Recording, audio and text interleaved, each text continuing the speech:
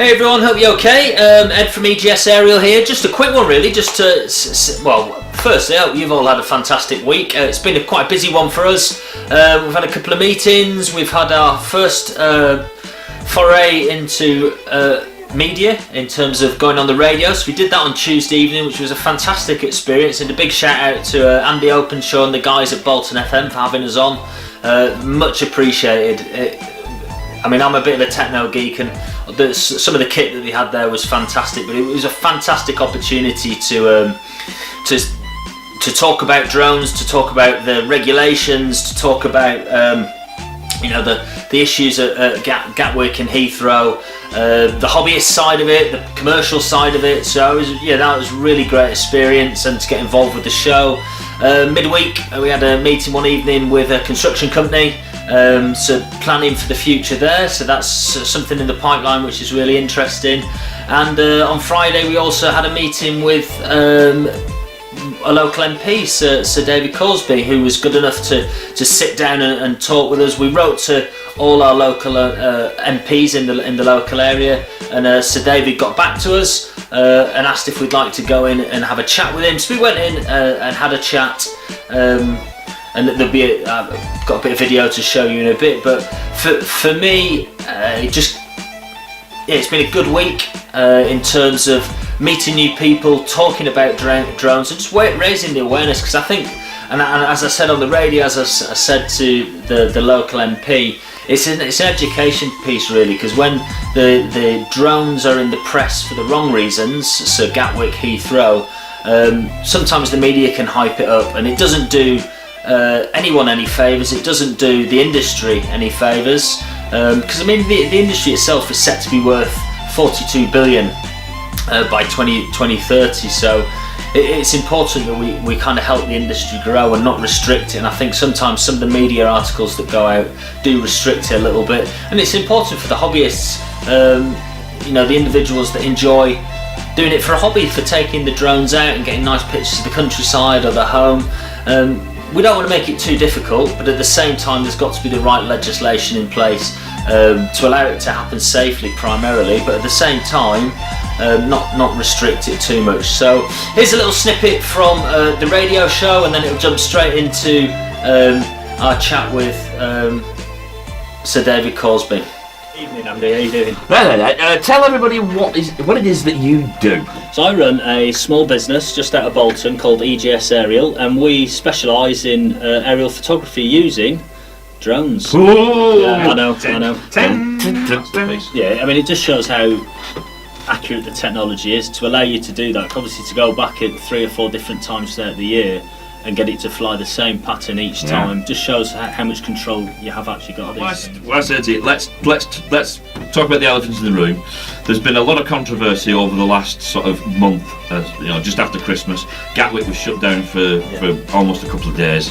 There was Heathrow, one of the runways was shut for a morning or an afternoon, I can't remember what it was. So I've taken the drone on with EasyJet, Norwegian Air, and it's not been a problem. The advice is to check with the airline. Primarily it's making sure that the batteries are charged. They want to see that the batteries are charged. Right. And I've carried it as hand luggage. So you're made up with it. I think the perspective these things give you is incredible. You notice, Countryfile use them all the time. Yeah. Every programme. I don't disagree with anything you say. I don't see how you can regulate against criminal and terrorist activity. You've potentially got something that size that weighs about half a kilogram. Can shut down an airfield. Yeah, it's a bit worrying. But I don't see. There's no easy solution. Some people suggesting that you put some kind of tracking device in. Obviously, as the people that vote on policies and legislations on kind of our behalf, I just thought it was important that not for a second did I want to do something intelligent and assume you knew nothing, but just to kind of put it into context for people that are breaking the rules. So there's a thing called the drone code, which is a set of about half a dozen rules that just guide people, and generally if you're following those rules you're not going to get into bother.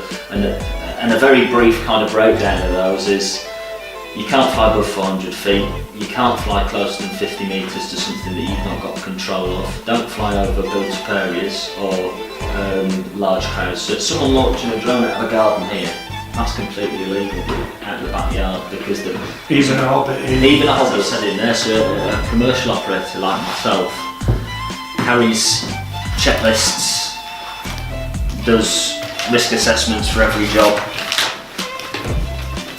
has permission from the Civil Aviation Authority, carries insurance, and then essentially I've got a 51-page document here which talks about that is how I'm going to operate.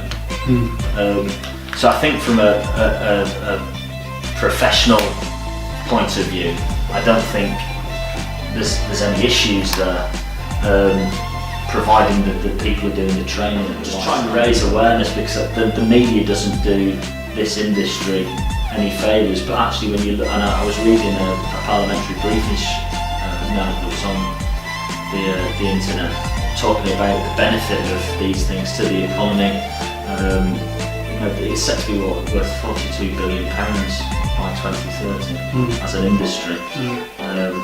The benefits to, you look at the redevelopment of Bolton that's coming in the near future, and how these things could be used to help the contractors, the builders, in surveying ground, in promoting the area. The potential of these things is massive and gives a completely different perspective, and it'd just be a shame if the public's first reaction was a negative one to these things.